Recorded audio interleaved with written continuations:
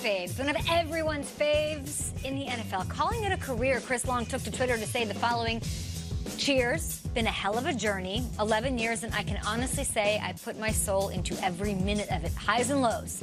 I've seen them both, and I appreciate the perspective, gratitude, and love to those who lifted me up. Well wishes pouring in for the two-time Super Bowl champion and the Walter Payton Man of the Year winner. He is awesome. That view is awesome. And his career narrative, just the story perspective, his character arc, if you will, has been amazing. I witnessed him in the flesh in the Edward Jones Dome week in, week out. He was a bright spot and a star on and off the field. And to see him go and get rewarded with those rings is epic. Yeah, and he spoke with Peter King for his column this morning, and he said, you know, to go from this player who had 50-something sacks with the Rams and everyone thought was, for some reason, didn't fulfill expectations, like, no, I played well, and then to have the opportunity to play for some winners at the end of your career, that's the full character arc, going from top pick, not winning, to going to teams being a veteran leader and getting it, and then, obviously, all the stuff off the field. This guy is unbelievable, and, you know, Chris Long, if you look at Twitter over the weekend, it was half Game of Thrones, half Chris Long congratulatory tweets, and that's not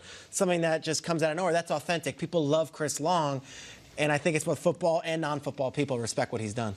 He poured his heart and soul into it. I want to know what he poured into that solo cup. Yeah. I mean, that's a great picture. It's ironic for such a team guy to do something solo in his walk-off, but I like it, though. I also feel like it's understated when you're in the shadow. Oh, yeah. When you're in the shadow of, like, greatness of your father. Yeah. The pressure that goes to that, and he has met it every step of the way, right? And like, seeing them after the Super Bowl on that set is something I'll never forget. And he's like, paved he lived up to the expectation. He did. And he's paved his own road. Like, Chris Long is his own thing. He's not Howie Long's son. You know, like, that's really cool. Remember when the Rams played the Bears and Kyle Long got into a tussle and Chris had to run over and be like, stop it, dude! Like, that was awesome. Howie and Diane were in the crowd. That was an amazing moment.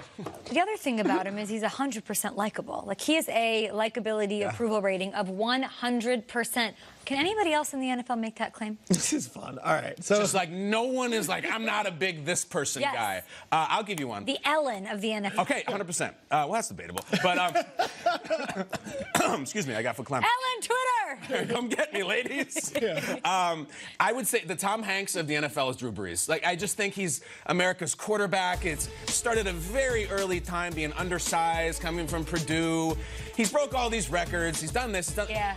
Also, like, he's not afraid to have a little fire. Like, he's had some very charged things, so to speak, to say about San Diego, the way that ended. That shot of him and his family and his beautiful kids who behaved perfectly on national TV is absolutely insane. It's like, if you're like, I don't like Drew Brees, I would ask you, what is wrong with you? This is exactly, never mind a player, but as a human being, and go ahead and throw up right now, but I'm right. Drew Brees, 100%.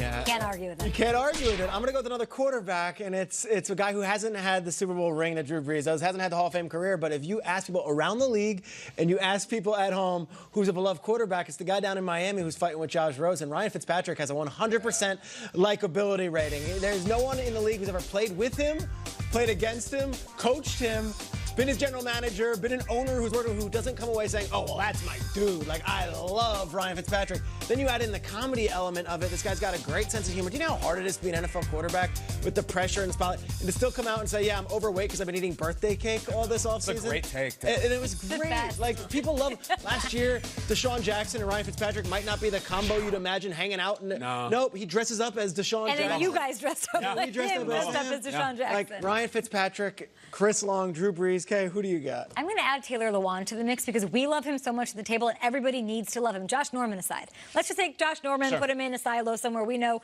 they might not get along. But if you're Josh Norman, you still have to love the bravado and just how animated Taylor Lewan was, who stepped in on our show for 3 hours on a Saturday morning seamlessly. Tennessee Titans stud, Taylor Lewan. Thank you. Schrager got huge. Look at this, dude. Schrager got all tatted up and everything. Look at you. Yeah, we made up. We moved up. We're upgrading. Wow. Let's do it. They can't beat Delaney. Okay, let's go. They cannot beat Delaney. Let's go. We got the great Jarrell Casey coming in. I love Casey. We got a four-time Pro Bowler coming in. I think he's met his hype man match. I do too. I'm not going to go on live TV and be like, yeah, I'm going to get the ball a bunch. Then the Colts are like, yep, he's getting the ball a bunch, and then we're going to be done.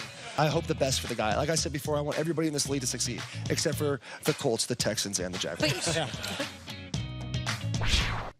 He showed up was awesome. Brock, yes. Like, all of his buddies came who obviously love him because they woke up super early. He had takes. He took down Pat McAfee. Yeah. It was amazing. Yeah. It would be very obnoxious for me to say that what we do here is hard. You know, we get up in the morning, talk about how high is Cam's ceiling. It's a fun job. We look at Odell's Instagram account. Yeah, how about Odell's antics? However, very likable. We have had people who have come in and done what Taylor did who, let's just say they make it look very hard. Taylor, effortless, future star. He was so cool. Quick round of who has 100% likability, a la Chris Long outside of the NFL. Go at it, guys. I know the table, I know you guys, I know the world.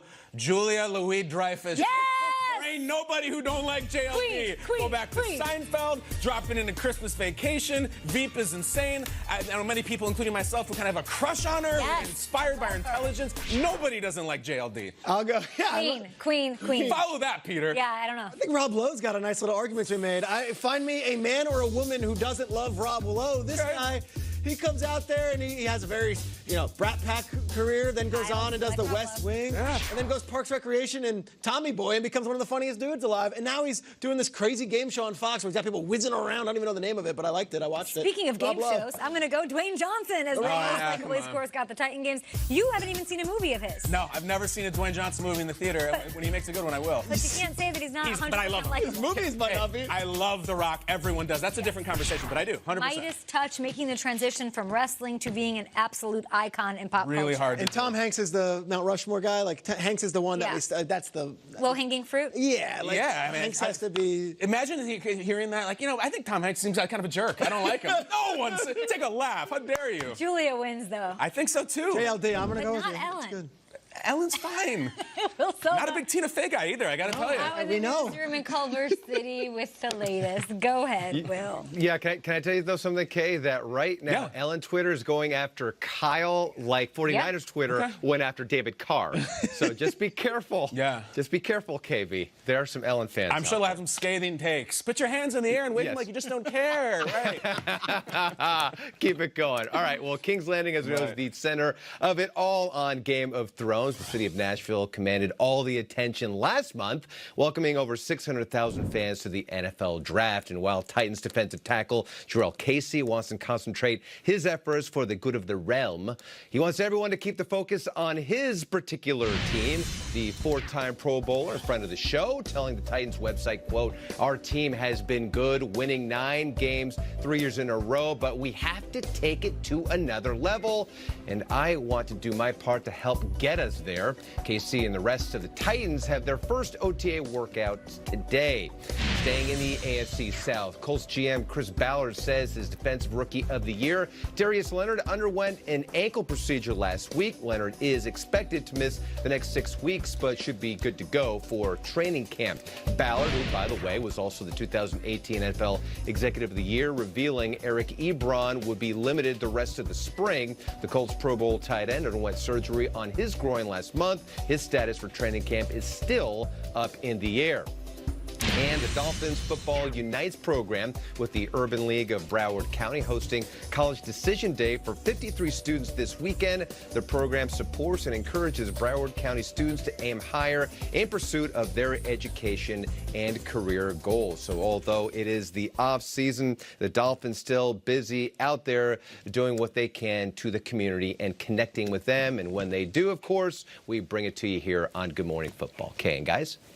They really, all the teams do a lot, but I feel like this particular one really goes the extra mile. Start to the top. Stephen Ross is a big initiative of his, and the players, they follow. It's awesome. They're always in the news when it comes to community stuff and with their quarterback battle in that locker room with Fitzy and Rosen. Thanks so much, Will Selva. We'll get to other headlines in just a bit, like the Giants.